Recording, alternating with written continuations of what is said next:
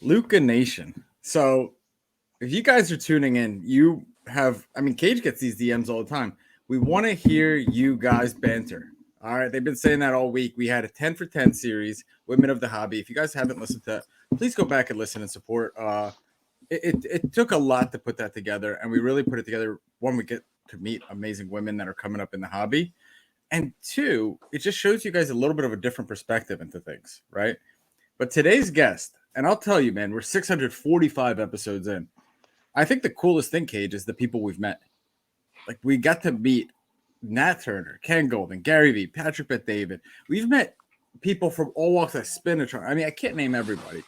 But today's guest is someone I've wanted to meet for a while, just because, your celebrity in the hobby is big. Your shadow is big.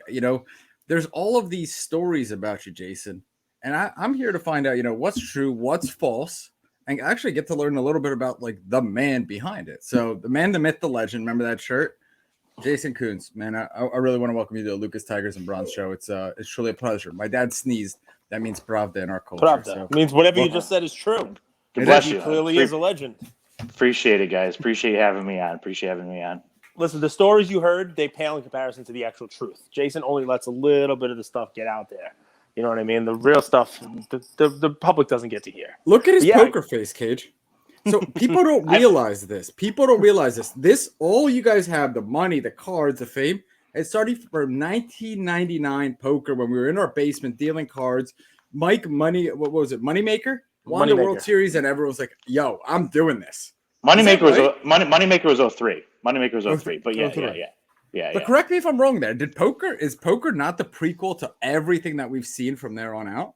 And poker was a big boom. I mean, I remember playing, in high school and then early on and thinking I was good and having no idea how to play the game at all, which is amazing. It took years to kind of figure out, like, holy shit, like, I mean, I'm probably still a fish, to be honest, but, I want to believe that I'm not, but, it depends on the table. It depends on the table. You're a whale with your high school buddies, then you go to the crosstown game, and then you're like, whoa. That's the one that in my older age now, I mean, I'm going to be 40 this year. I've noticed that. Yeah. You're ancient. Yeah, sorry, Cage. Yeah, I don't know.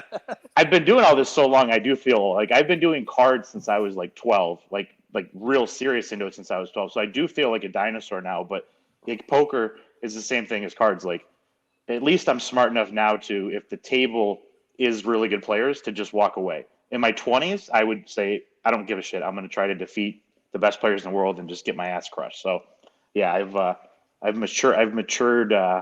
In my older age. Now you just dominate same game parlays? Parlays are devil, dude. Don't parlays. No. Never do parlays. No parlays. See, I try to play poker with Andrew, and he does this weird thing with his Oreos. He like spins the Oreos a little bit, like when he has a good hand. It's just very odd, So just like the movie. Just like the movie. There was a movie about KGB. Poker. yeah. Jason, right. Teddy what's the origin? What's the origin story? This is for like personal curiosity, I mean, I put you in the bucket of like purebred entrepreneur. Like you're the kid that like you didn't think I'm doing anything else, right? Like this was your thing. What's the origin story? And like were your parents ever like, hey, you want to get like a real job, maybe? Like normal like parents like mine, or like what's the come up? Yeah, so my dad left very early. Like I didn't have a dad, so my mom was incredible, single family, she worked 2 jobs. I mean, starting at like probably as far back as 8 or 9 years old. I remember if I saw snow on the ground, and I'm in Michigan, like I was out. I mean, I would go make, 8 hours, 9 hours a day, just crushing that and just, but the problem is when the local card shop came into town, all my snow money went to, cracking packs and that whole degenerateness. But no, from a very, very early age, I definitely like wanted to create my own businesses and do all that stuff. And I shoveled snow, mowed lawns, did like odd jobs for cash and all that stuff. So yeah, I knew at a very early age, like I was not, actually I take that back. In 6th grade, I had a dishwashing job for 2 days before I quit. So that's the only real job I've ever had. And, I cleaned our neighborhood gym, and it was like this aha moment. I was like, this is the worst fucking thing ever. Yeah. This is tough. So, okay. Yeah, but What he yeah, quit. yeah, You always he- get fired. There's a I very always big get fired. difference. well, and I never picked I up my act paycheck. out. I was out. so embarrassed that I never even got paid though. I never went in to get my paycheck because I didn't want to face the owner. He probably owed me like $42 for 2 days of work, but I was so intimidated I never collected a paycheck. So I have technically worked for a living, a real job, but I've never been paid for it because like that paycheck is still sitting there. But like I would much rather work for myself and go to a card show all weekend and make $50 than work for somebody else and make more money. It just What was your chase card with like the first money you made? It was like I'm picturing 12-year-old. You were born in 1982, so this is like yeah. 1994. You had like Topps Finest inserts. Jordan was like, were you a Jordan fan? No, you're a Pistons fan with Isaiah. No, but I'm a massive Jordan fan. Like, so I really remember like in detail. I don't remember the Bad Boys in detail. I was too young. The first thing that like really like I can relate to was the Blazers Jordan finals, and like I remember that like that was yesterday. From then on, like the biggest thing for me was this, like when Shaq came out. But really, like I was making decent money as like a 11, 12-year-old or whatever it was, cracking 93, 94 Fleer Ultra. That's the set for me that like power in the key, rebound, all that. Like, yeah, like that was like I remember like to the point where the Chris Webber power in the key was the most expensive card out of all that. And 93, 94, they had the hardwood, they had the nicknames. Remember Harold Miner had a baby Jordan card, it was a little wood on it, right? Famous nicknames. Like, those had like one of the coolest like that's the kind of stuff I PC now, like everything that I couldn't afford, like, growing up as a kid. But Tony Kukoc had a card, Andrew, called the Pink Panther. he did. I don't know if they get away with that today. Yeah, I don't get the reference. Is it because he plays? That was his nickname. Yeah, there was inside outside like. So I remember like opening and just spending probably thousands of dollars of all the money I made doing snow, and then I finally hit the Chris Webber power in the key. But being a degenerate, not knowing it yet, I was like, I want to keep ripping. So like I traded the number one card you could pull. I traded it in for like one more box, and then of course like I hit nothing, and then like the card shop takes my money and my cards, and I'm back out on the street. That's the scariest thing. Like, if I could, maybe this is personal advice for myself. Like, the one thing that really stunts a businessman or aspiring businessman's growth is to get on tilt, is to gamble too much, right? Because like that money is like oxygen in the beginning, but if you gamble it away, you're like, fuck it. What did I put in all that work for? Yeah, and when we get deeper in the story, I have like a pretty intense life gambling story, but like, I don't know where we'll jump around, but yeah, I mean, yeah. So I mean, just I might have stopped at that point because a lot of my friends were starting to veer off into other stuff. Luckily, like I randomly stumbled upon a card show, and the card show was such a different environment because at a card shop you're like at the mercy of the owner, right? Like it's his prices, you're paying retail, but once you go to a show, you can negotiate. Prices are a lot cheaper, and like you learn the whole, it's just an entirely different world being at a card show.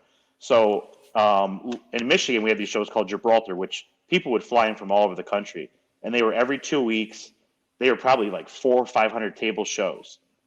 So like my mom would drop me off, and like I would set up, and so I got lucky in that I developed that relationship with those at a young age, and it just snowballed and did. Kept growing and growing and growing while my other friends were, goofing off and doing kid type shit. I was just, I started paying my mom's mortgage at like 14, so I was like, yeah, like I was really grinding, like I put in a lot of hours. Like, yeah, like even now today, like I'm like, I don't have the work ethic. I don't know. You guys like know Buster and all these guys, like they're putting in, they remind me of myself back in the day, putting in these 100-hour weeks. Like, now I put in 60-hour weeks, and I feel like it's nothing compared to what it was before, just because I don't have the same drive now that I did 20 years ago. I'll admit you lost that eye of the tiger, Rock. You got to go back. You got to go back to Philly. You got to train. I did. Apollo's got to take you back. I did. I lost that like just pure, just total craziness of 110, 120-hour weeks. Well, hustle turns into experience. No, like what's interesting about the hobby, right? 2020 card prices went up. Anyone could throw a dart, make money. Cool, we got it. Last year, valuations, all that. But this year, it's like everyone's starting a little business. You know, people are living corporate companies, breakers galore. You have any advice for young entrepreneurs, right? Because it's like you did it for 25 years, right? They do it for 1 year, make 150K the first year, right? Next year, they're mismanaging their money, they go to zero. Any advice for the young entrepreneurs in the space? Yeah, I mean, right now is a scary time because the people who've come in the last 3 or 4 years have never experienced like '01, '07. Like they don't know what a real crash is. They think what just happened with when like just the correction, like what when stuff went 30x, that wasn't normal to begin with. So when it went 30x and then came back down to, 10 or 15x, it really is just like settling in. They haven't experienced what a lot of us have been in, like what a real crash feels like. So it's been really easy to make money the last couple of years. Let's face it. Like everybody, if you bought 3 years ago, like you've made a killing, and everyone's an expert now. So my advice is start with cheaper stuff, because cheaper stuff is always easier to get out of. I've seen, and there's so much manipulation going on with these bigger cards. Like, before the national, people will jack stuff to the moon and then like not pay, and then they'll use that as comps. It's much harder to do that with, $5 and $10 stuff. Also, the margins, like it's way easier to buy something for $10 and flip it for 20 than it is to buy something for 30,000 and flip it for 60,000. So I would just, like, as you're learning, focus on the cheaper stuff. It's so much easier to make money. They won't be like these crazy impressive, like, holy shit, look at me type numbers, but your backlog, your stop loss is way safer. Like, one of the things Cage got a little backlash, but like I agree with it, is in a boom, everything goes up, right? But like, remember when you brought up, guys, when there's a correction, F1, non-sport, all of these like ancillary markets, even soccer, they're not going to last, right? And we have seen it really good for. I don't want to be a Debbie Downer. I apologize. We have it really good for quite a few 3 years now. Cage, I want to ask you this question because you're a gambler, and I think there's a big beef on Instagram, right? It's collectors versus investors or flippers. There's like that Instagram drama, but I think it's collectors versus gamblers, right? Like a lot of the people in this space, they do like to speculate. It's part of the fun to bet on your guy and be right. What's like the right kind of like? Is it 50-50? Is it 80-20? But you got to understand why the collectors are upset. Like, I totally understand why they're upset. I don't understand. Like, so if you're okay, it's like if you're a collector, and so I have it in 3 different buckets. Like, you have like the purist collector that like they just want what they want, and they want prices to stay low so they can complete. And then you have the collector / investor who, like, they want what they want, but they also like the fact that it can go up and make them money too. And then you have the guy that comes in that like could give 2 shits about anything other than making money. So the pure collector, when all these numbers are going crazy and they're looking at a card that maybe they thought was going to stay at $1,000 and they just haven't got it, and all of a sudden now that card's 20,000, it's unobtainable. Like, that's super frustrating as the pure collector. That's something that you're like, just maybe kick the can down the road, like, oh yeah, I'll get that Jordan scoring can, whatever, I'll get it, and then all of a sudden all this money's coming in, and the collectors generally know more than the new money coming in. So I can relate to that. It's not, I don't know, I don't agree with it, but I can at least appreciate that the true collector is, that's why they're frustrated. Do you think the true collectors don't care about value at all? They make money on the side, and this is just hobby and fun? Well, so I said I broke it into 3 categories, like true like collector. I think the majority of people are collectors / investors. Like, yes, that they definitely, like, that's the main, like 75-80%. But there are 10% of the people, which generally are a lot of the haters. Like, the haters are the true collectors, and I empathize with them because I understand where they're coming from. I don't agree with them because I'm personally a collector investor. Like, I love what I have, but I also like the fact that it's made me money and all that. But I'm also not just strictly an investor that doesn't care at all. Like, I love the cards, but I don't agree with the pure collector. I can see, and I don't want this to happen. And guys, I take heat for it all the time, but I try to say what I'm thinking, and I think that's part of why some of the folks who listen to us love the show. But that 10%, who are collectors who don't care about the prices, and they just they just want to collect what they want to collect. I think a lot of them are here now, right? And they have big mouths and they talk a big game about how they're a collector. And Jason, you're right. They would have liked to have bought that card they were searching for $1,000 and now it's 20. But if they are these collectors, they're the ones who were here before, then all of their collection, which was those $1,000 cards, they're all worth 20. So they can get this other 20 card now because they have everything else of theirs has 10x, 20x, you name it, because they've collected. So they'll find a way to do it. But here's the real test of those collectors, that 10%. Keep talking your smack. Keep talking that game. Keep the stories up, all right? Keep putting your face out there with little stupid circles on them, right? Keep trying to govern what the right type of person in the hobby is. And you will chase people away. And when you chase people away, you know what's going to happen? You cut the legs of the hobby out from under it, and the cards that you collected, the prices are going to come down. They are. Because they're propped up on all the other cards, all the $5 and $10 cards you're talking about, all that stuff that people are building, all the breaking, all the other fun stuff.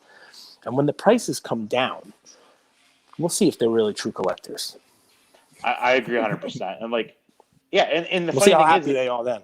right, and they collect what they want to collect, and they're the first people to knock something that they don't collect that they don't understand. Like, there's definitely stuff out there that I think is like super goofy and weird, and like I personally would never collect it, and you could almost like make fun of it. But I understand, like, there's a market for everything. So like I just like laugh it off and say, yeah, collect whatever you want. But the true haters are like, if it's not collecting what they want, they just freak out on someone and like it's some big scam. Like, okay, right. like, Well, it's just you weird. collected in the 90s, you collected in the 92. And what's funny about it is a lot of these people, they have not seen, like you said, the cycles, the 01s, the 07s, they haven't seen it. Some of them have, right? We'll give credit where credit's due. There are people who have been here more than 18 months, right? Not many. But you know what they don't realize is that 18 months cards. It's just so funny that's really what it is. months. Like, I've been in it since 94. So it's like when you say 18 months, like it's. Well, think about 94, right? Let's go back to 94. What was huge in 94, right? Refractors. Check. But not silver, refractor cards, non-numbered insert cards, right? 93, what was starting 93, 94 finest refractor was like the coolest thing in the world. You know what started to get really cool in 94? I'll use your year. Die cut cards, right? The 94 SP brought out a version of Hollowview die cuts. The Hollowview die cuts, the baseball ones. The 93 SP had platinum powers. The foil versions of the super premiums. Now 94 was A-Rod, 93 was Jeter. Jeter didn't have a die cut version. The A-Rod did, like the stadium top die cut on it. And die cuts got so big that SPX the year after made a full die cut set.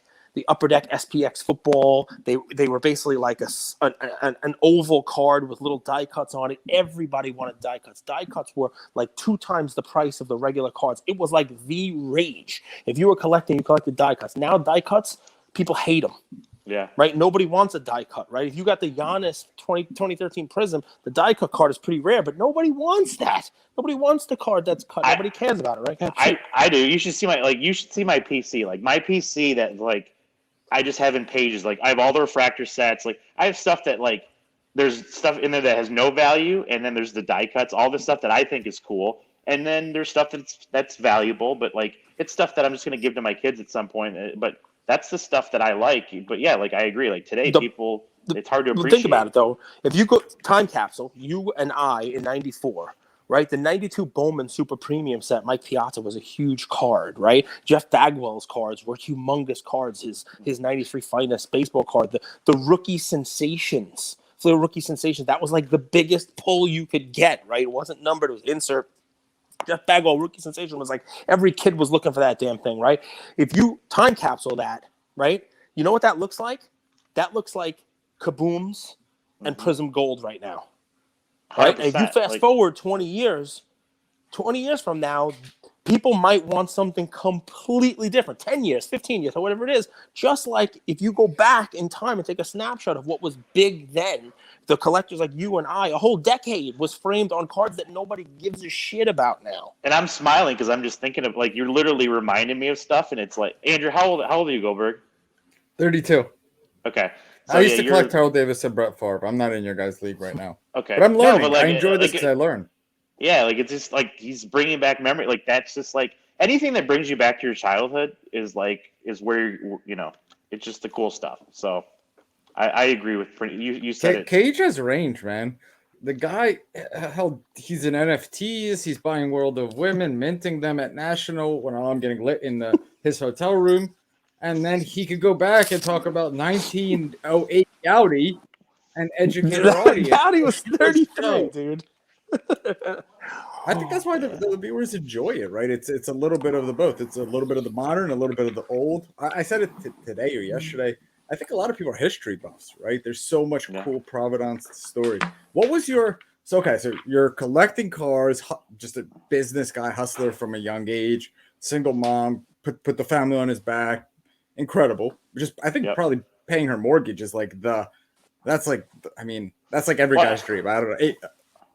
But what was fill in the blanks for us? What were you doing it with card shows? Were you doing it like you were buying cards at stores and selling them at shows? You were flipping cards. You were buying at the show and selling cards. Like, what was the first? And then where'd we go from there? So initially it was just flipping, right? And I'm setting up at as many shows as I can. I actually skipped a lot of school, which my mom was pretty cool with, to be honest. But I remember being at a show. So I used to skip. Well, this is in high school, but I was at a show I think it was the Richmond show. There's a Richmond show in Virginia. It used to be a really big show, and this might have been like 95. And I'm set up, and Steve Rocky comes up to the booth, who was the president of PSA at the time, and he's pitching people on why you should give them your cards to submit to PSA. And all the older people are kind of like, "Who the fuck are you? What are you talking? Exactly. Like, who are you, and why am I going to give you my cards?" So I'm like listening to this guy, and I'm like, I'm just kind of buying it. I'm like, this kind of makes sense, right? Like I kind of understand this. So I thought about it for a little bit, but it was funny watching the other dealers because all the old time dealers are like, who the hell are you? Like I do not need another company to tell me what my cards are graded or what they're worth. So it was still exactly. Think about that, people, guys. I say this all the time. Jason lived it, right? And why you thought it made sense was you weren't an old-time dealer, right? You weren't someone who was doing it you didn't have your yellowed out plastic pages with your old sets, come to your table, sit down and complete your sets. You were flipping. You were doing something different. And what you learned doing that was when you went from table to table, what one 65-year-old man thought his cards were excellent to mint, the next guy thought those were very good. Then somebody else thought those were near mint to mint, and there wasn't any uniformity in it. And if you looked at the Beckett, and it's like, all right, well, this one's near mint to mint. Well, is it really near mint to mint? Is it really? It could be a vector. So when he was talking, it made sense to you because it would make what you were doing easier. Some sort of a uniformity, some sort of a grading, 100%. Instead of just subjectivity. It would almost be like if an older person, like someone came up to your show today and like started talking to you about NFTs. Like an older person would be like, "What the hell are you talking about?" So that was the reaction. So I'm looking at you summertime cards. I remember buying my first. So one of the first cards they graded, I bought a Griffey Upper Deck raw. I went and pre-sold it. So I submitted to PSA because they were grading at the show. I went and pre-sold it in a 10 for $600 before I had the card back because I was like, "This card's a 10, right?" So I wait the day. And I'm using that money to flip, and the card comes back an 8. So I lose my mind. I'm like, PSA switch my card out, like all this stuff that they get all the time. Like, you switch my card out. This is bullshit. I had to go refund the guy's money, the $600 he paid me for the Griffey 10, like that. And that was like one of my first like major learning experiences of like, oh, like these are not easy. So and the card to me was perfect. So then I just kind of educated myself and slowly started messing with Sosa rookies, Sosa wasn't hot yet. Kobe rookies came out in '96. Kobe's was big, but I think when I first started making like real money was Kobe. I started cracking a lot of wax, like hoops, Z-Force, because the math was just out of this world. Like the wax wasn't what the wax is today, and you could go buy a hoops box for I don't remember what the number is, but like $75, and a Kobe hoops 10 was $1,500. Once everything got hot. So I cracked a ton of wax.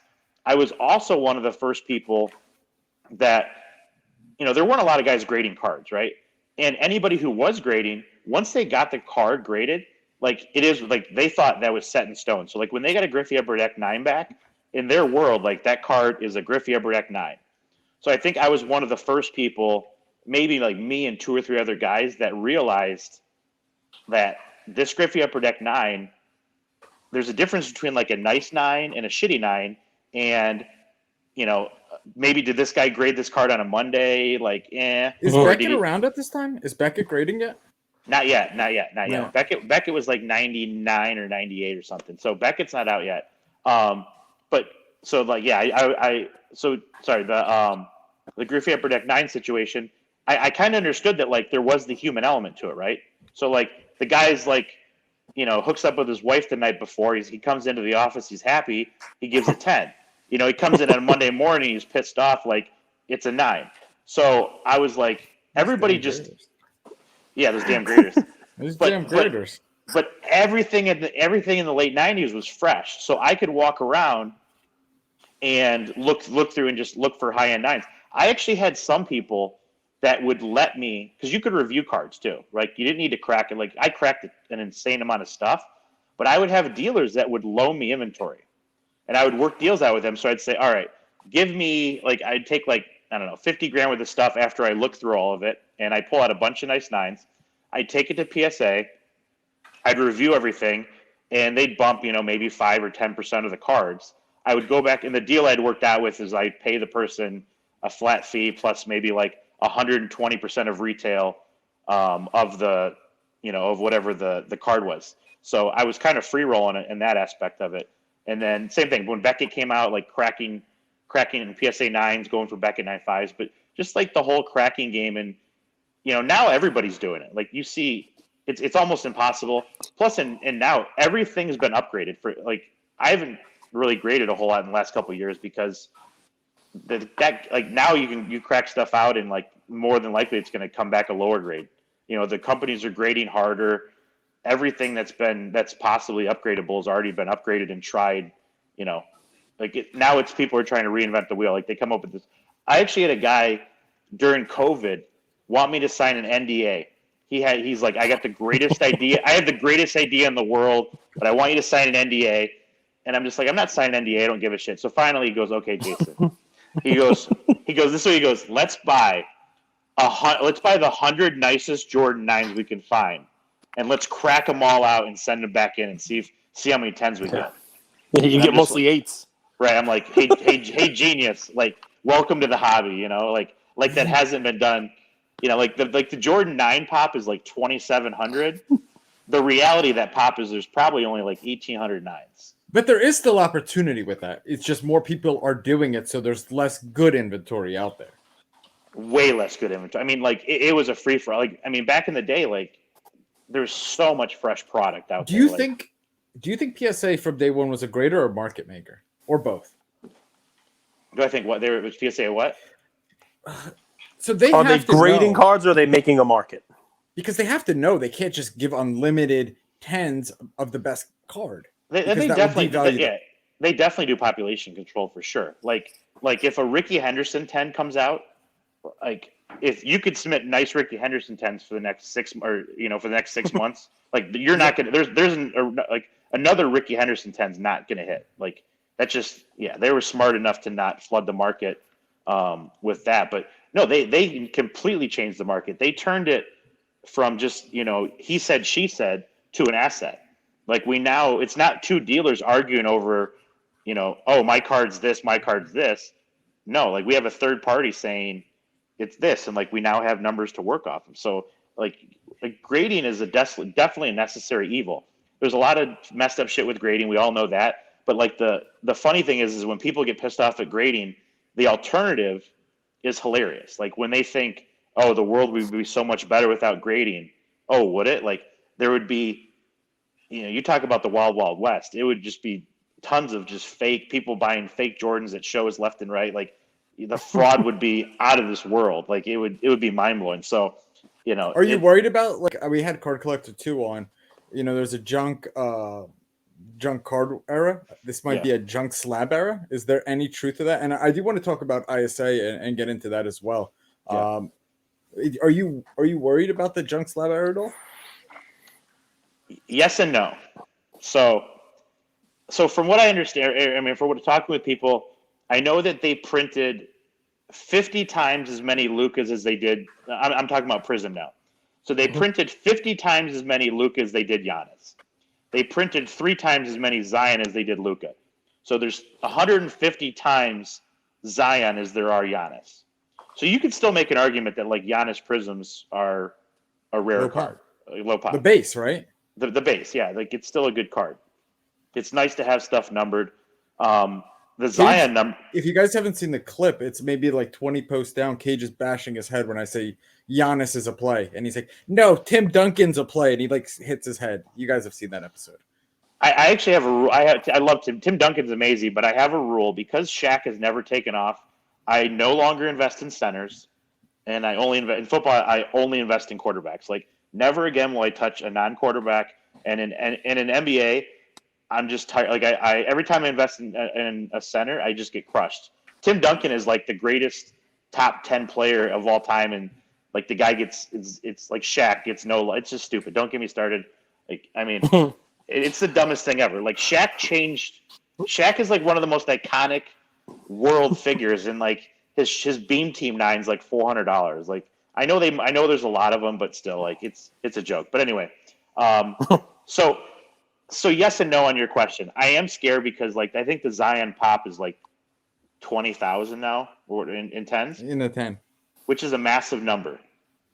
But it's a good entry level card for somebody to buy when they're trying to figure out what they're doing. So if what I think is going to happen in the next year or two, when Fanatics gets rolling, they start advertising, we start seeing commercials during the Super Bowl, we start seeing, on the ESPN on the table during the NBA Finals, trading card, and we do have another rush of people come in.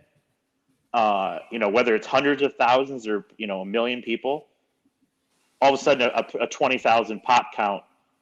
We're using Zion as an example. I want Zion stuff to just keep crashing, and to me, he's going to be at some point. He's going to be a great gamble. I'm going to dump a couple $100,000 into Zion, light it on fire, and it's either going to like 20x or he's going to be Greg Oden. So I kind of hope he stops doing 360 dunks in practice and just kind of gets in shape and works on his fundamentals. But yeah, we could all wish. Did you see the dunk, Cage? Yeah, nobody cares about fundamentals though. If fundamentals mattered, then Jason and I would still be buying Tim Duncan and we'd be making money. Can I ask you a history lesson? The dunks never got the answer. The clippable clippable content matters. And I think you guys would know this. Kobe, 2-part question. What did he do to the hobby when he came in? Because he was, first high school to pro guard, but he wasn't that great right out of the gate either. And 2 is, why are there no Kobe rookies of a licensed product? What do you mean? There's plenty of 96? No Kobe rookies licensed. 1998 Topps is the first licensed Kobe. To my knowledge, remember, I'm 32. No. I don't know. No. There's tons of 96 stuff. 96. Like what? 96 Topps Chrome, 96 Topps, 96 Hoops, Auto? 96 Z. Oh, you're talking about auto. Okay. Did I not say auto? I apologize. Auto. Is scoreboard, which was he's got scoreboard autographs, which Golden had a license with an exclusive. So I don't know if that's considered, but that's not really a licensed product. But those Can were I tell real. you why? Please. Autos were not the thing. People did not put autos in the 90s. Autos were not in there. So, you say Kobe, but, go a couple years before that. There's no 93 licensed auto of Chris Webber and Penny Hardaway inserted into the packs. There's no Shaq, rookie autos. They had classic. Force Sport had a contract with them. It was very rare. Like, I think, 93, 94 Fleer had, a Clyde Drexler and Karl Malone autograph. But, other than that, you didn't have autographs till, 97, 98. Other than the scoreboard and the classic. So that's why I remember 95 SPX football had a Joe Montana, there was a couple of Jordan autos, that were in but autos were not the thing. There were no relics. There was nothing. It was just cards. 97 baseball upper deck there's Tony Gwynn, Ray Ordonez, and Ken Griffey Jr. It was a 3-card test set for game jerseys. Yeah. Like that's one of the coolest sets ever too, by the way. Like those 3 cards. The people at the show where they like, you know how the hobby has this, they don't like anything new ever for any reason, no matter who they're with. But Yeah. like, was that well received or did it fall on deaf ears? I think that's like those were super hot, but unfortunately, like Upper Deck kind of had a history of like, doing a lot of backdoor shit. So those things were like massively hot, and then all of a sudden, insane amount of those hit the market from a backdoor deal and kind of never in packs. Now we cheer for Upper Deck to come You're back. never getting them. They were so because everything was so mass produced. You weren't getting the autos out of things anyway. It's funny you're saying Upper Deck was doing backdoor shit in 97. Now we like cheer for them to come back, right? It's funny, like the cycle of hobby. People just want product right now. That's what it is. People just want whatever the product is. And Upper Deck has the Fleer licensing. So if you want a PMG now, although it's not the right PMG, is it, guys? It's not the right PMG. But if you want a PMG now, it's going to come in an Upper Deck manufacturer. I want to marvel. I hear Captain America is kind of hot. Jason, so 2001, you actually mentioned it before as a crash. Why was it a crash? And is that when you started moving into? And did you was poker a professional thing or fun for you? Poker was fun, and I was a losing player, and I played underage, and I mean, like you got to remember, my junior senior year in high school, like I ended up buying my own place, like living on my own. Like I skipped a lot of school. I was gambling underage at casinos. Like I did not live a traditional, lifestyle. Like I should not have. Yeah, I should not have been, gambling in casinos at 17, 18 years old. The first time I was ever carded was at the 2003 Atlantic City National the week after I turned 21, which is hilarious. But I didn't start playing poker serious until late maybe 2005, 2006. It was probably a negative downswing learning session up until then. But no, obviously the market was insane up until September 11th. Like the whole world crashed. But they rebounded pretty quickly. Like I would say there was a year where people panicked, and that's not just cards. Like obviously cards move with stocks, house, like real estate, everything. And the market was insane again from 02 to 03, 04, 05. LeBron. Yeah, LeBron. I remember selling Exquisites, buying them for 7,000 and flipping them for 10. It's pretty wild to think. Like I remember one time one of my buddies he paid 30,000 for a LeBron Exquisite, and I just went off on him. Like, what a freaking idiot! Like, why 30,000? Like these. How would you pay 30,000 for this card? They were 8,000, 8 months ago. So, Jason, can I ask you something? Can you educate? How do you deal with FOMO, or how do you deal with regret? Because in this game, right, you're always going to sell early, or everyone sells early at some point. Has that ever crept in? Not anymore. No. Like I'm really at the point I'm at now. Like I work with some mind. No, and let me tell you why. So if I could, and this is whenever people ask me all the time, like, is the market good? My stock advisor, they get these questions too. Are we at the top? Are we at the bottom? Like, when should I buy? Like, if I knew when the top was or when the bottom was, I would be a trillionaire. Okay. So with that being said, I've had a very successful. I've worked super hard, but I'm at a great spot in my life. Yes, if I would have kept more stuff from 2012. But I don't know what that by selling that and flipping that. I don't know what I put that money into and rolled that. So I was always flipping deals and I would hold some stuff along the way. But of course, the running joke is in 2016 or 2017, if I just took my entire inventory and went and sat on a beach for 7 years and did nothing, I would have made more money than working my ass off for the next 4 or 5 years. So that's true. I no longer have FOMO. But I like the analogy. Cage has the same analogy, but he shoots himself in his analogy. Yeah, you're at least on a beach. If I were to shoot myself, everything would be worth more money because I wouldn't be able to mess it up with the hustle here and a flip there and the whole deal. If I just shot myself in Chicago, you're going to be a trillionaire. There are people out there who give percentages of their wealth to a wealth advisor, to someone who is able to make them a trillionaire. So if you knew when the top was going to happen, you'd be a trillionaire. Are you willing to give 10% of that trillion to Andrew, if he tells you right now the top signal, because he knows when there's a top signal in a market, he could tell you. Yeah, Go ahead, Andrew. Tell him when there's a top signal. I could have sold my Zipsies for 12 ETH, which is like what, 36K. Now I could sell them for like half an ETH. So what's the top signal? For better or worse, and I haven't met the man. He's I think he's got the like his energy levels. He's in a different city all the time. I don't even know how he does it. Steve Aoki though, when he buys something, get the fuck. It's out. automatically For down our the next day. listeners, for our listeners, I don't want to call. I don't want you guys losing money because you know I love you guys. So that's my experience. I got Steve into the hobby. I sold Steve. So Steve called me one night, a couple years ago, and we're FaceTiming, and he's showing me his like stuff from. He's all excited. He's showing me stuff from the '80s.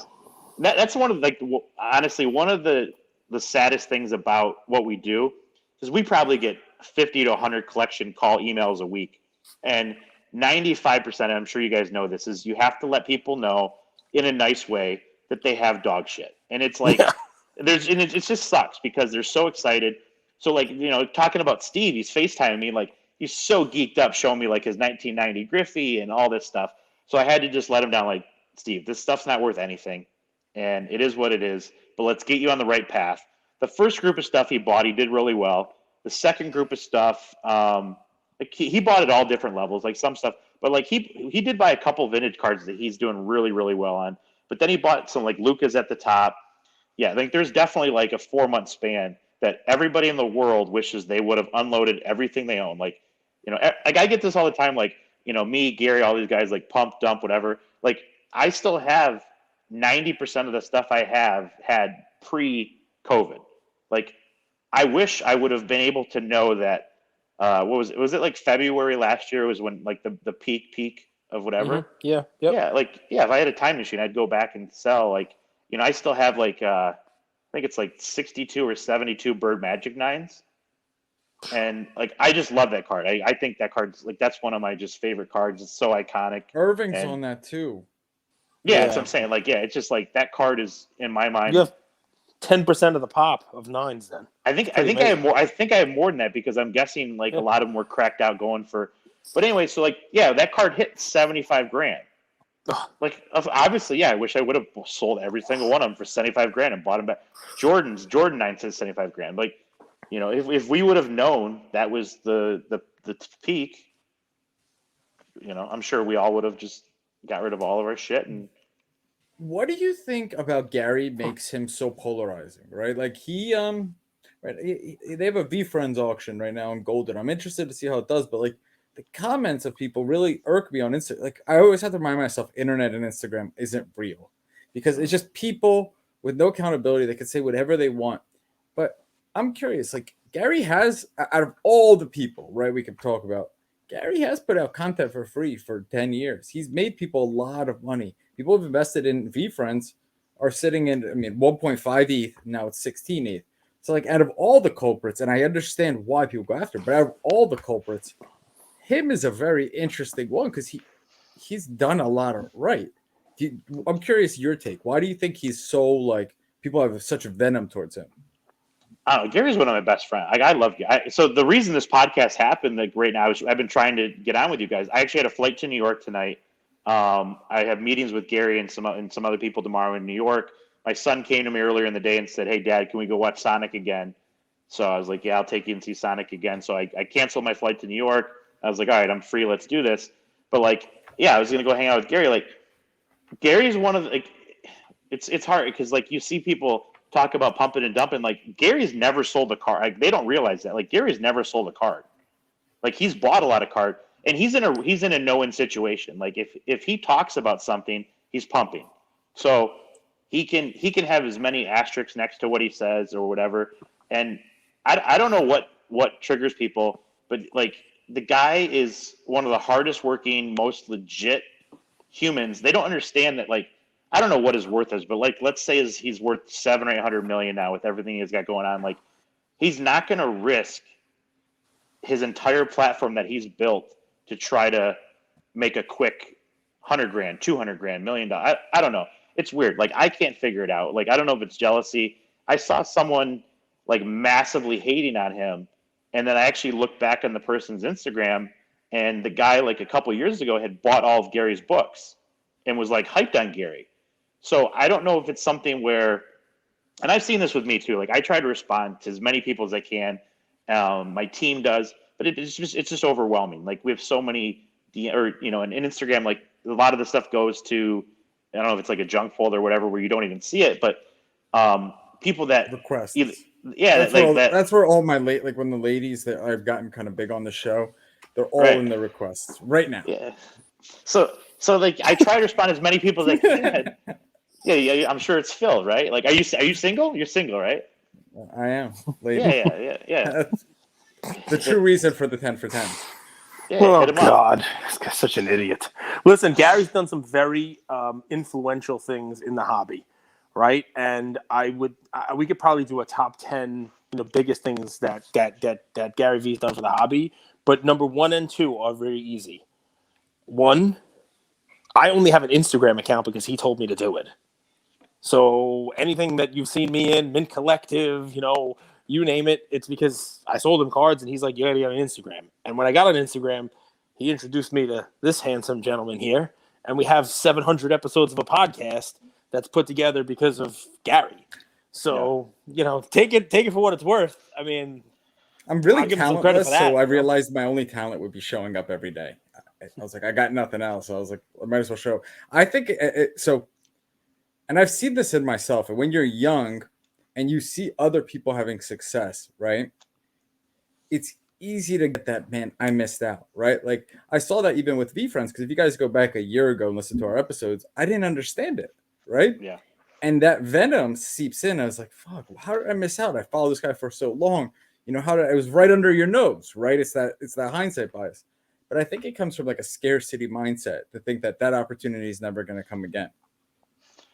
Agree. Yeah. I mean, it's like, yeah, I mean, and so kind of like, I know we're switching subject, but going back to my story, like, and I think this is what has kind of helped me in today and not having that, the FOMO and the missing out. And I totally understand why people do it. But like when 05 hit, the market was like insane. I had been doing cards forever and I started to get bored with it. I was like, this isn't fun for me anymore. Like, I'm just not enjoying it the way I was. And I want to do something that's safe. Like, it's still cardboard. I don't feel like this is safe. So I got this weird idea that I was going to sell my inventory. And I had all these friends in South Florida making a killing off real estate. And up until that point, I was like, real estate's the safest thing in the world, right? So I dumped all my cards, like an insane amount of money. I don't want to get into, but a lot, I mean, big money. And after like a week, I was bored out of my mind. So then I go to Florida. I closed in my last place December 05. I bought like 56 houses, apartment. I mean, I bought a lot of shit. And then the whole world. Oh, with card money? With card money, yeah. Like, wow. I mean, like over 8 figures. I mean, like a lot of shit. But to me, I was being safe, right? I was pulling money out of cardboard, which was, worthless. Yeah. And I was putting in the safest investment in the world. So I literally went from a massive net worth in 2 years to negative $1 million. So at 27 years old, and I tell this to people all the time because I have so many people like they're like 23, 24, and they feel like they've missed the boat. Like I missed all this, like I missed whatever. And because Andrew, in 05, that's right before like too big to fail, default sweep, like credit swaps and like, the housing market kind of tanks. And he just moved everything from cardboard into real estate. 05 was like, that was like the peak. That was literally 05 or 06 was like the right before the bubble of the whole thing burst. Like, yeah, I mean, like literally, if you could pick the worst timing ever, like I won the award for worst timing ever. Like you buying the gold Kobe for you guys out there to put in cardboard terms. Yeah, this is like buying like Bull like the day after he scores 40, like, and then, I mean, you couldn't get any worse than this. So literally lose everything I have and then some. So I'm 27 years old and I'm now $1 million in debt after basically being set for life. So when I have people that come up to me and they're like 23, 24 and they're like, hey, I don't have any money. I'm like, dude, trust me, you're fine. Like, there's going to be plenty of opportunity. So, I spent the next 3 or 4 years just doing nothing. Like I sat in my apartment, like no social life, no nothing, 1-bedroom apartment. Like the first thing, I actually went and borrowed 25 grand from a friend. I needed a bankroll to try to get out of this hole. Went to the casino that night, lost it. If you guys don't know, that's might be like the lowest of the low. That feeling hurts. That's like a punch when you're already down. Oh, I mean, I literally I tried killing myself. Like it literally, like when you're that, like, cause you're like, you just went from being at the top of the world, and the ego. I had such an ego. I was an arrogant prick. I was young. I had money. Like I didn't know any better. I didn't know any different. And it wasn't like I was working some corporate job. Like cards was fun. So like I'd made the money, I don't want to say easy way because I worked hard, but let's face it, like we're lucky to be in baseball cards. It's a fun business. Sure. So to lose everything and then be, asking a friend for that type of money, in my mind, I'm like, all right, I got to get back to even like as quick as possible. So, fire that for the casino. And I remember that next day, it was a couple days later because I was, pretty much knocked out on drugs for a few days. What did you do? What was it a friend? So like, if you guys don't know, and what I love about the hobby is we get to see that, like you see like those posts like 30, 300 days sober or 7 years sober. And there is that community because we all have very addictive personalities. Let me rephrase. Some of us, or most of us, or many of us, whatever word you want to use, do have those addictive personalities. What was it that got you back up? What was it? Was it a friend, your mom? What was it just like, I was meant to do more? Do you remember what that moment was? I mean, I was in a dark place for a few months, like especially after that. Like that was my lowest moment. Like I remember that was like November. I think it was like November 11th, 2007. Because just not. I mean, it was a dark moment. Like so.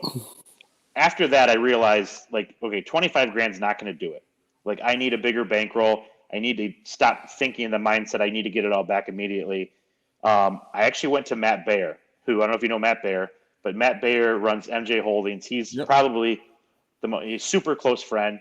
And this is like, you got to remember, 07, 08. Like the world Could we give him a shout out? He's very well. He's a reputable guy who does the diamond on the cards, right? No, you're thinking Mike Baker. Okay, I apologize. Okay, yeah. See the cool. So the Matt Baer is the one that if you buy cards at Walmart, Target, or whatever, that's him. Like his company is. Like they're the biggest wax people. Like, this he's a big deal. So I go to him and I go to his financial people and I'm like, Matt, I need to borrow $250,000. And his financial guys are like, absolutely fucking not. 0% chance. So Matt goes, he overrides it and says, give him the money. So Matt loans me this money. And still to this day, like even, I was telling this story at a golden dinner at the National while Matt was with me. And I was like, yeah, someone loaned me $250,000. And I looked over, I'm like, Matt, it was you. And then like, I almost like broke down in tears because this guy, I mean, banks weren't loaning money. I mean, it was probably the roughest. Sure. I mean, this might've been the roughest time since like 1929. Like you couldn't do 08 and I mean, it was a weird time. So for him to like believe in me, so like a year later, I ended up giving him like $300,000 back. But like that was enough for me to just grind. I rented a 1-bedroom apartment. I ignored the world. And my goal was to list 200 cards a day on eBay, ship 200 cards a day on eBay, and send off 200 cards a day for grading. That was it. And like I wasn't going to bed until that. I lowered my expenses to absolutely nothing. Back to the fundamentals. Back to kind of what got you here. 100%. Cards, flipping, arbitrage, not risking, like just like the grind of execution. I mean, I was in such grind mode, and it was like very humbling for me because I had gone from like, buying and flipping like Vince Carter deals and Kobe deals for 20, 30 grand, 50, whatever, to like now I'm going back to, Derek Jeter cards that are $3 that are $100 tens, but like, huge margins, but it just took. So I did that for years. I mean, I'm talking like woke up, worked for 17 hours, went to bed, woke up. And I remember the day I hit even, which was probably like 2010. Where I owed no more money to anybody, and now I could start putting money back into my business. And then once you're able to start putting money back into your business, if you do it right, it should snowball. And by 2012, 2013, I was rolling again. But so that was like an extremely humbling time for me. That like I learned a big and I remember being like annoyed because at the time people would say, you're going to look back and think like you're going to be glad this happened. I'm like, go fuck yourself. Like I'm not glad. I'm not glad this happened. This was the worst thing. And it's now easy I can for you to say from your beachfront mansion, and then you right. go home. Yeah. And now I can honestly say, looking back 15 years later, that was the best thing that ever happened to me because it taught me like lots of lessons. I mean, more than just like, don't put all your eggs in one basket lesson, but just very humbling. Like it changed me as a person.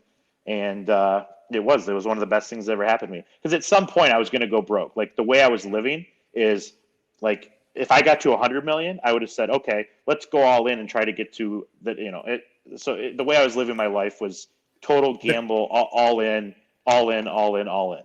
The quote that always comes to mind, and Cage, and we talk about this a lot, like personal development, like it, because a fool and his money is quickly parted, right?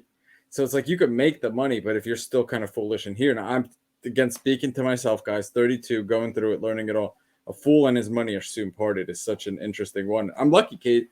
Kate, you've been as much a business partner as a mentor for me, because every time I go back to one gamble, you're like, dude, just buy cards. Or sometimes he's a little more mean. He's like, I can't believe you're 32 gambles. Ew. So when did Cage seems kind of like the guy that I don't know him too well. We talked to him for a while, but like you got to have a couple people around you that like they're gonna just give you the whether you like it or not, they're gonna hit you with the truth. Like and also it's rare to find the people these days that don't need anything from you. Like your family doesn't need anything from you. So if you can have like at least one, but if you can have 2 or 3 people that there's no other agenda other than they just care about you and you can go to that person for advice, like that's more important than anything. And it's like, and it's true. It's tough love advice. I mean, he doesn't like it when I call him a hobby peasant, but it's true. I tell him where he's a peon. He's a peon in the hobby, and you gotta work. You gotta work on it. You don't just you're not a lord yet. You got the vassals and serfs and all these fancy stuff going on. He's a peon. Jason, pay your dues. So first off, one thing I learned when ISA kind of hit my radar was it's actually a much older company that meets the eye. So when did the whole ISA grading thing happen? Was that 2010, 11, 12? Could you share the story on that? Yeah, so after I was basically back to even, I was kicking ass, and then I decided like the hobby I was kind of way ahead of my time. The hobby needs another grading company. So I started it off, but like it was kind of half-assed. Like I was still doing a ton with PSA. I was still doing like grading a ton everywhere, but I was like, there's definitely room for another hobby, another company here. But I was doing so well with grading that I just kind of was like, you know what, I'm just going to veer back to what I was doing. Because at the time I was grading, 15, 20,000 cards a month with PSA. So it just made like we were getting orders, but like the amount of money I was making grading with the other companies just trumped it. So ultimately I just shelved the company. And during COVID, I was bored with cards again. I was basically kind of like in this like weird retirement mode, 4 kids at home. Like, so Josh came to me. He left StockX in 2019, and he comes to me with this idea, and he's like, basically Zero Cool, and we start Zero Cool together, and this is going to be the next big thing. And we did that for several months, and it just wasn't like with me the path like it just wasn't going. We were hitting roadblocks. It wasn't going the right way that what we originally had planned. But we mapped this whole thing out of everything that you see today. Like we pretty much had mapped out. And Michael Rubin decided, non-sports cards. No, Fanatics, everything, like the whole thing, like the whole. Yeah, we were like we can get everything under one roof. The problem was like I hated it. I was on Zoom calls all day long. I wasn't my own boss like for the first time in my life. So like probably 6 months in, Josh started talking with Ruben, and we realized that like the path that we were headed down, we weren't.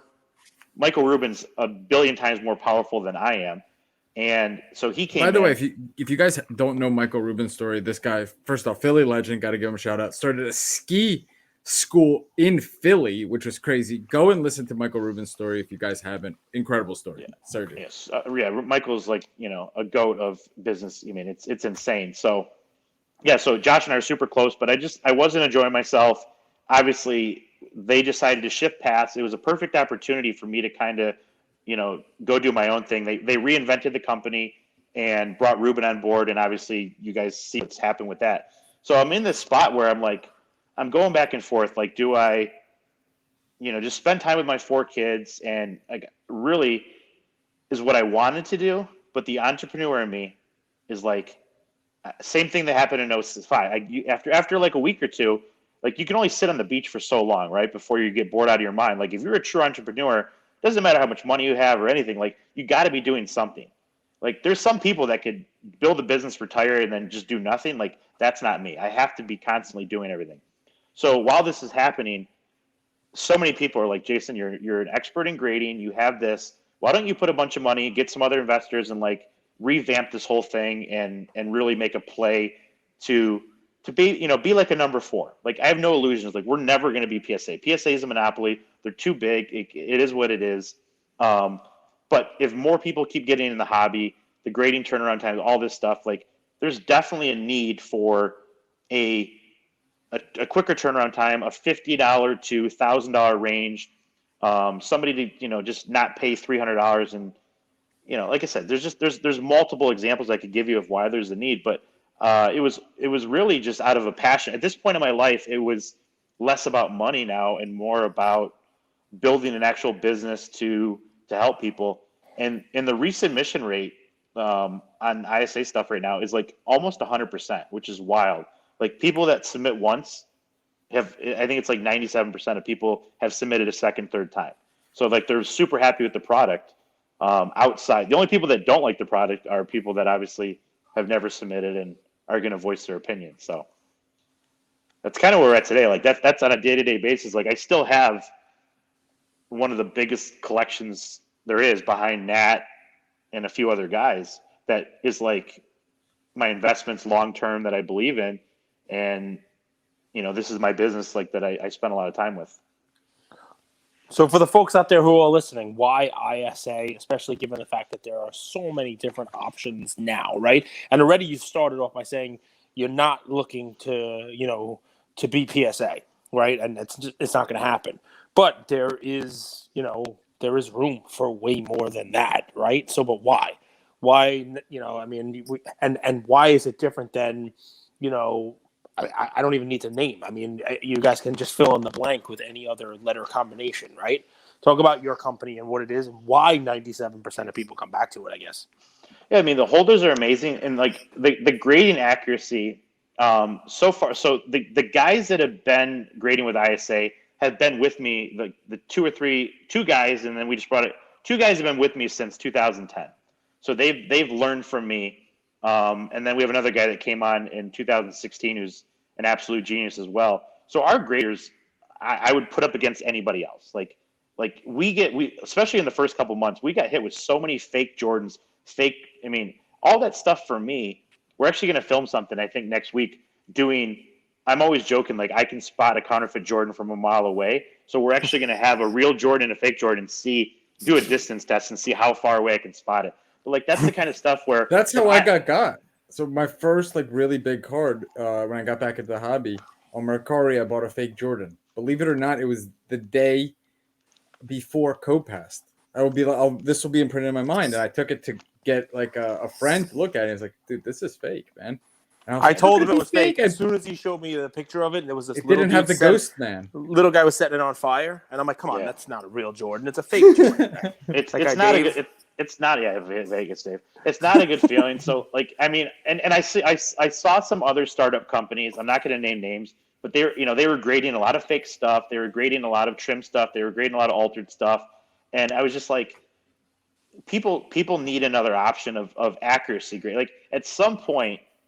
It's the quality of the grading matters, right? Like you can have fancy labels, you can have everything, but like at the end of the day, like you need accurate grading, and like that's the number one thing. Like I would put like my team up against anybody at any grading company by far. And so there's multiple ways to use this, like especially with the turnaround time, like Bobo, Henry Ruggs, like those are guys that if you bought the stuff and you had it back 2 weeks later.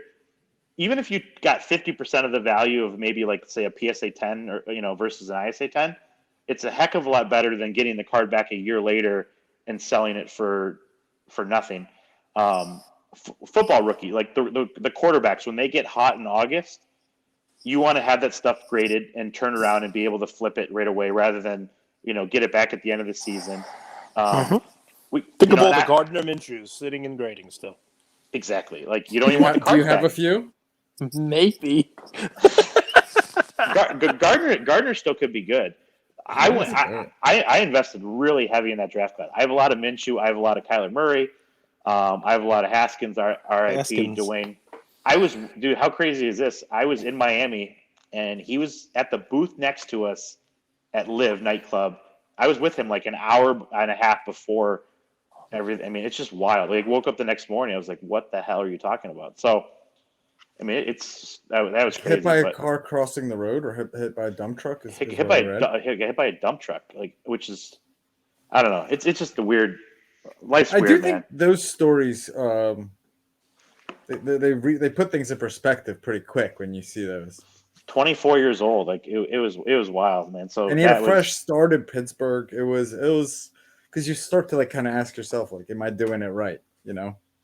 It sucks. Like it just sucks. It just sucks. So, but yeah. So yeah, and Gardner mentioned, like so. There's lots of different reasons. We have people that send us, like if someone was like sent me a picture of like a really nice Jordan rookie, I would say this has a shot at a 9. You might want to pay the money and send it to PSA. I would be honest with that. But if you just want to know if your Jordan's authentic and you want to know for like $20 to $45 instead of paying $500, like we would be a great option for that. I had a friend who had a really nice LeBron chrome refractor, and people send me stuff because they want, their friends like they want to get my opinion, and I think that card to grade minimum is going to cost him $1,000. So he's like, Jason, can I send it to you? I'll send it to ISA. I just want to know what the card's going to grade. And I was like, just send it to me and I'll look at it for you. And he goes, no, I want to pay the money. So he submitted it. The card came back at 10. And he's like, awesome. Now he now feels comfortable knowing that there's no like hidden wrinkles or creases, that it's not going to come back a PSA 6 and waste $1,000. So he cracked the card out. We sent it in. Came back a PSA 9. 5 years ago it would have been a 10. 10 out of 10. 10 out of 10 times, but like super nice card. But like that's another avenue on stuff. Like if you want a quick opinion, our experts, like I said, I would put them against anybody, like hands down. So and if you've held the holder in hand, I'll send you guys some. Everybody who gets them in hand. One of our issues is there's so many. There's four security features on the label, and they just scan like shit because we're actually working on that right now. But because the security features are so crazy, like they don't scan right. So you really need to have them in person to see like the quality of the slab. So, yeah, it's good. We're doing, I think today was like 568, somewhere between like 500 and 700 cards a day right now. So it's good. There you go. It's a passion project too. Like I enjoy just the change of pace from, Dude, you've been in the hobby for literally as long as I've been alive. So listen, when we have that opportunity, we're at almost an hour and 10 minutes. We'll wrap it up with this, right? We're not going to ask you what inning it's in, but you've seen the ups, the downs, the peaks, the valleys. You've seen the comings and goings of the hobby. For the hobby itself, hot take, bold prediction. Where do you see us going? Do you see anything nuts happening? You see people leaving. You see fanatics blowing the whole thing up, and then more importantly, for yourself. What's the next chapter? Are you going to sell everything and buy swampland again, or what do we got going on? No, I mean I'm pretty diversified now, where I'm okay if something happens. So I'm not I'm probably going to stay away from the swampland. But I think as far as the hobby go, I think the next year it's going to be pretty stagnant. I think we're not going to see any crazy downswings. We're not going to see any crazy upswings. There's a lot of weird shit going on in the world. I think people want answers before they go heavy. The really, really good stuff is always going to be safe because, that's the ultra rich, like they can afford it. But I think once Fanatics kind of figures everything out and they start putting a marketing budget into play, and like I was saying earlier, like when we start seeing Super Bowl ads, like even at the Mint, the Mint show was that we were at was the first show I've ever been to ever that you would like bring somebody to and not be embarrassed to take them to a card show. It was set up where you could bring your rich friend to it and he would respect, you know what I mean, Cage? Like it wasn't. Yeah, I think it that was the wasn't- point. Yeah, and They want and- everyone's rich friends there. and that's kind of where we're headed. So like I would love to do something like that in Manhattan, like a private event, invite a couple thousand and just like charge 20,000 a booth. Like just everybody bring in the top 200 or 300 dealers because New York has more money than anywhere else in the world. But yeah, like just the way the hobby is, the people that are coming in, like I could tell so many stories. Like when I was, in the 20 years ago, I was embarrassed to tell people what I did. Like baseball cards was not cool at all. Like they would say, "Oh, well, what do you do for a living?" And it's like, I do baseball cards. Now people look up to me and they think it's the coolest job in the world. So the narrative now the biggest influencers, like they rock. Like I thought it was crazy that TikTok Bryce Hall, Logan Paul with his Pokemon, great, but like Bryce Hall, that's a different crew, and that's like the people have their opinions and stuff, but like that's like the biggest celebrities of that age are now flaunting collecting cards. So that is an interesting change.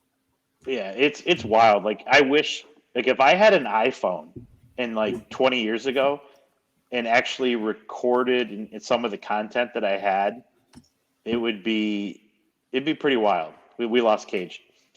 It's just so nuts to think of how everybody, you walk around a show now and everybody's filming and like just all the everybody's a content creator, and it's just it's so cool to be in cards now, and it was such a nerdy thing 20 years ago. So we do a show every single day. I don't know if you had a chance to listen. It's banter. We bring on guests. I've learned so much from people like you, Cage, our guest, but we also try to, I don't think we give plays as much as we try to, look at this market. This card is interesting. This is where some alpha might be. We've never charged our audience for content. We've set out to have like 1,000 true fans because we really care about them. We wanted to add value to them.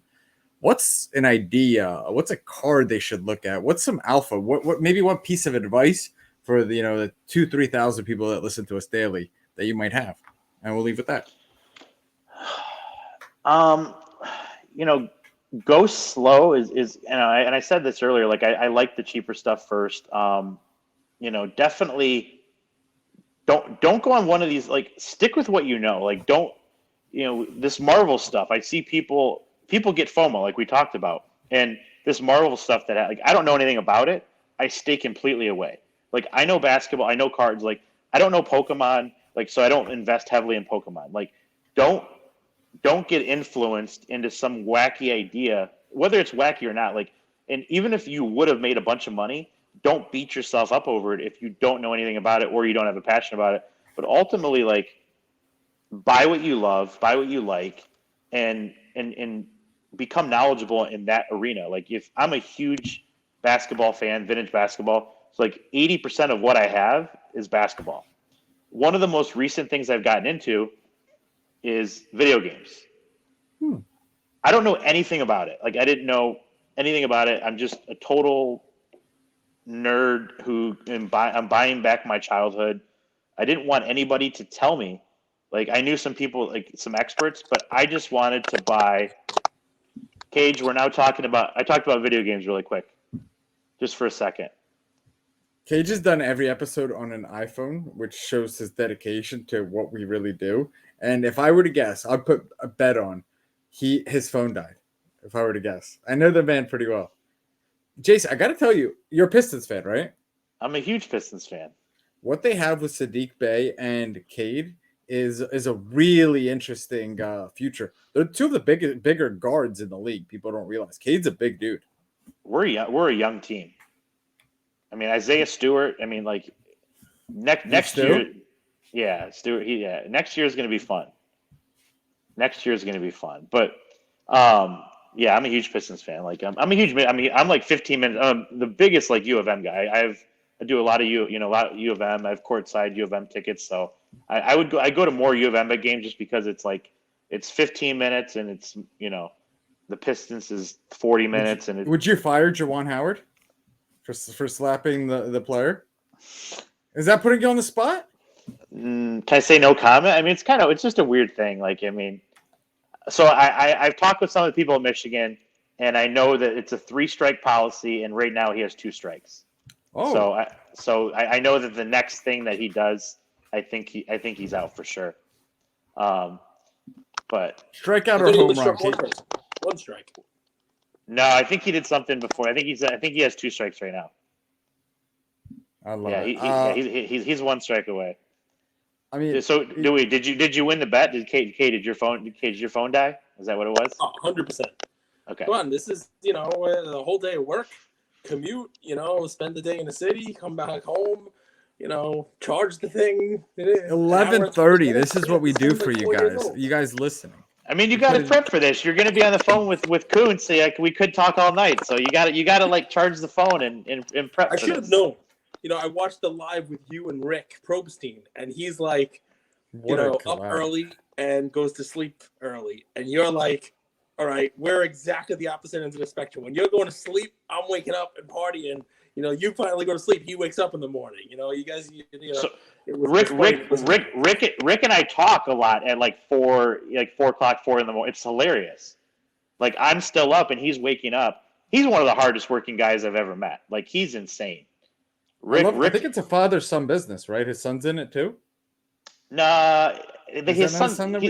I think Rick's got 5 kids. They might start working for him, but I think his oldest is like 15. But I mean, Rick's a hard worker. Rick puts in a lot of. He's a crazy guy.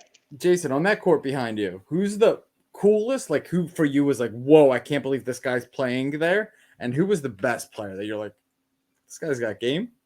At my house or just in general? At your house, at the court right behind you. If you guys aren't watching on YouTube, you should. And smash the subscribe button. Smash it. I've had a lot of people here. I try to be, confidential with that kind of stuff, but I've had some pretty cool people over here. I mean, like some really important swimmers, some really important music people. Fine. Who has the worst game, so you won't embarrass them at all? Who was just terrible?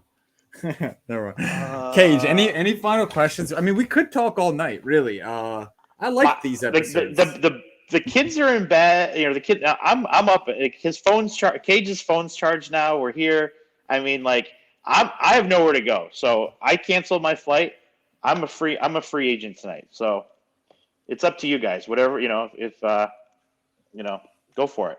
I'm ready. No, listen. We have people who listen to us, and they run for as long as the episode goes. So we're pushing 80 minutes now. Some of our listeners are gonna have a heart attack if we keep talking too much longer. So we try. I'm on 75 hard. I went to 2 45-minute runs today. They could at least go for 90 minutes when they're in the men's room. So if you've been listening to this one and you're still in the men's room, I hope you're not at work. You're gonna get fired. That's an 80-minute thing. You should probably go to the doctor and get stuff checked out if you're staying there for 80 minutes. But no, I mean, Jason, we love having you.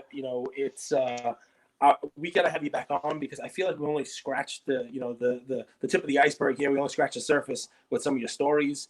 I love getting people on who have that perspective that can tell the folks who are in this, who just came in.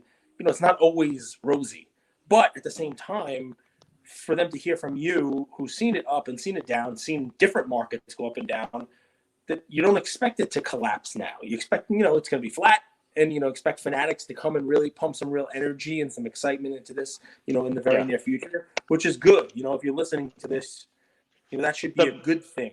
The biggest confidence builder for me ever was I was pretty confident in pre-COVID, but like if you told me, Jason, what's the number one thing that would scare you?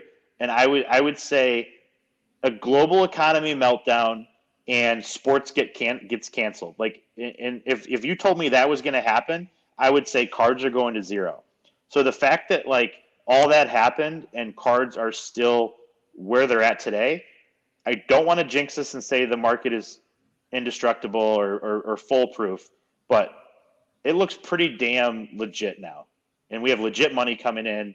It's getting like in the next 10 years or next 5 years, I see this as people are going to look at cards the same way they do the art market. You know, at some point, one of these 52 Mantle cards is going to sell for $50 million. That's going to draw a lot of attention. Fanatics is going to keep advertising. Like, I think we are still scratching the surface on the right stuff. With that being said, be careful on some of this newer stuff. There's a massive pop. Like, there's a lot of quantity of stuff. Buy the best of the best, and I think you'll be good long term. And don't look at these 2 to 3 month time the market. Like, if you're buying and flipping deals, that's one thing. But don't get all like worked up if you buy something and then 2 months later, like, you buy the right stuff the same way you would a stock. That I'm going to hold this for 5 to 10 years, and you're going to be good. That's my long-term stock financial. And I'm not a financial advisor. I'll throw that out there. Last question, Cage. Digital collectibles, NFTs. Where do you stand on that stuff? You've gone 80 minutes here. You haven't brought it up, but I mean, people have made millions, like 0 to 100 real quick, right, Cage? If we're doing the movie lines and all that stuff. Here to stay, kind of a 99% are a scam. Be careful. Any thoughts? 99% of them are a scam, and they're going to go to 0, and then the 1% are going to continue to go to the moon. Like, it's a free for all. Everything work like CryptoPunks. I mean, for me, I have a lot of CryptoPunks. Like, to me that's kind of like proven. You know, that's like the first ever one that's, you know. But I also, like, as far as like crypto goes, like, I keep all my money in Bitcoin and Ethereum. Like, I don't mess with any of the other stuff because I don't need to take that risk, and it's weird to me. I know that I'm like, you know, even if it's less of a return, stick with the safer stuff. And yeah, like that's my advice. But yeah, NFTs are, of course, they're here. Like, but it's just a weird. It's like a new unregulated world. So, you know, it's like the internet. It's like in '95. It's really weird times, but yeah, NFTs are obviously here forever. Like, that's kind of the amount of money in them. Like, that's proven. But like, a lot of people are going to get crushed. That's you guys listening. You guys know I'm early to bed, early to rise. I'm like the Probstein diet over here. But I think you guys are going to really enjoy this. We're recording this late night Wednesday, going to go up Thursday. So hope you guys enjoy this episode. Jason, I appreciate you being so generous. I've wanted to have you on for a while. I love I've always wanted to have a podcast or radio show just to get to know people, right? Like, you never know someone through some kind of internet personality or their profile picture or whatever. It's fun to have dialogue and conversation. So I appreciate you being so generous with your time. Before we let you go, if you have an opportunity to fight Logan or Jake Paul, would you take it? I'd get my ass kicked. I mean, I'm pretty big, but I mean, I mean, no, I don't know. I don't want to get my ass kicked. Like, no. It'd be fun. Andrew wants to fight them both. Andrew wants to fight them both at the same time. For how much money? I mean, like 100 million? Yes. Jake's a good fighter. Logan, I think Logan's had an interesting stage, man. I respect it because he kind of put the boxing on the map, but his brother's better, right? And now he has to reinvent himself while not getting in his brother's way. And I think he's done a good job of it. That's my take. I don't know either of the guys. Dude, Jake punches well, man. He has thunder calves. Huge calves. That's a big cage. Those guys would kick the shit out of me instantly. Like, I don't want to do that for fun. I mean, yeah, if you put enough money in front of me, I'd probably do it. But like, nobody wants to take an ass whooping. That's not fun. Go to Barstow Rough and Rowdy. Yeah, you'll do better than Koonce. Dude, Jason, I appreciate you. Cage, I know you got kids. You got the whole day in the city, and you show up and you show out, man. I appreciate you so much. Awesome. I appreciate you guys. Let's do it again. I appreciate it.